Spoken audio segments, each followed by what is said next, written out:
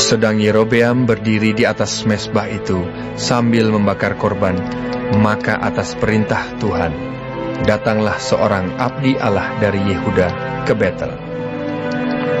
Lalu atas perintah Tuhan, berserulah orang itu terhadap mezbah itu, katanya, Hai mezbah! Hai mezbah!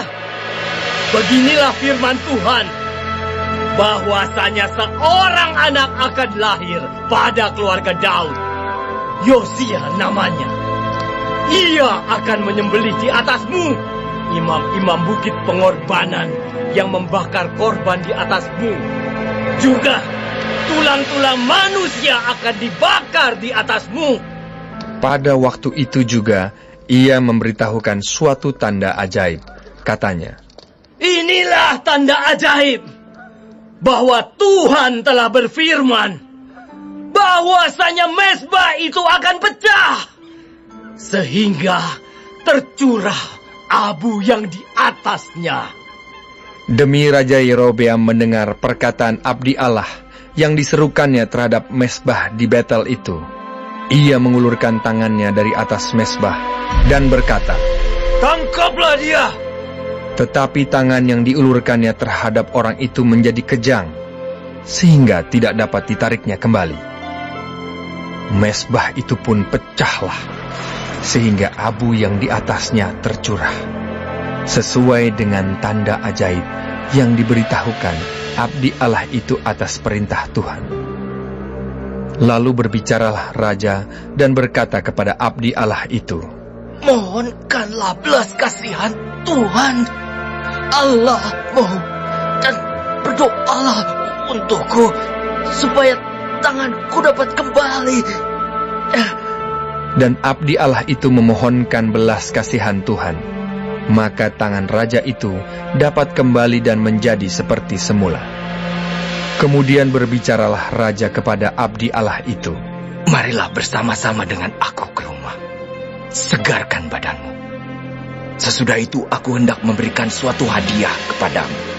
Tetapi abdi Allah itu berkata kepada raja, Sekalipun setengah dari istanamu kau berikan kepadaku, aku tidak mau singgah kepadamu.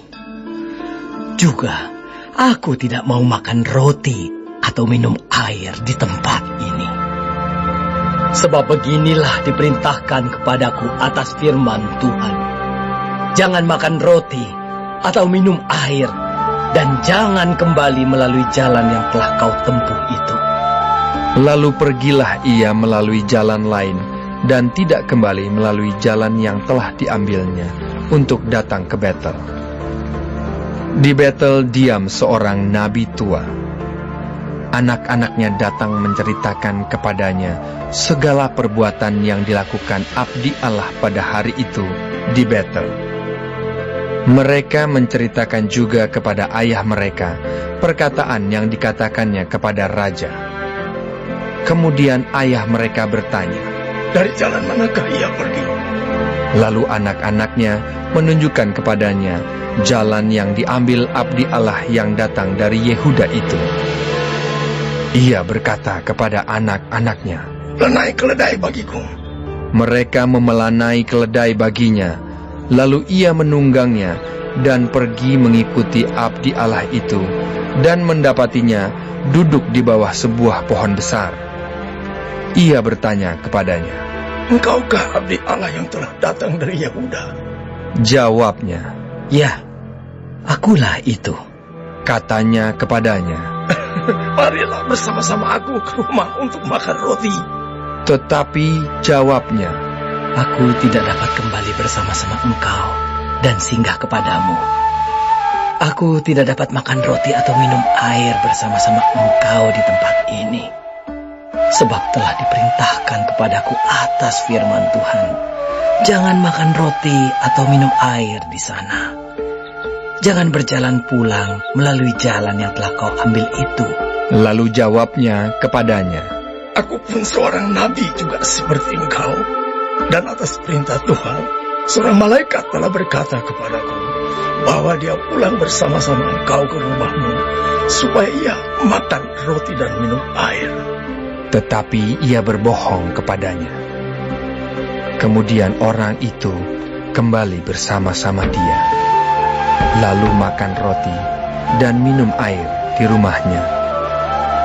Sedang mereka duduk menghadapi meja, datanglah firman Tuhan kepada nabi yang telah membawa dia pulang. Ia berseru kepada abdi Allah yang telah datang dari Yehuda. Beginilah firman Tuhan. Karena engkau telah memberontak terhadap titah Tuhan dan tidak berpegang pada segala perintah yang diperintahkan kepadamu oleh Tuhan Allahmu, tetapi kembali dan makan roti dan minum air di tempat ini, walaupun ia telah berfirman kepadamu, jangan makan roti atau minum air, maka mayatmu tidak akan masuk ke dalam kubur nenek moyangmu. Setelah orang itu makan roti dan minum air, dipelanailah keledai baginya. Orang itu pergi, tetapi di tengah jalan ia diserang seekor singa dan mati diterkam. Mayatnya tercampak di jalan, dan keledai itu berdiri di sampingnya. Singa itu pun berdiri di samping mayat itu. Orang-orang yang lewat melihat mayat itu tercampak di jalan, dan singa berdiri di sampingnya.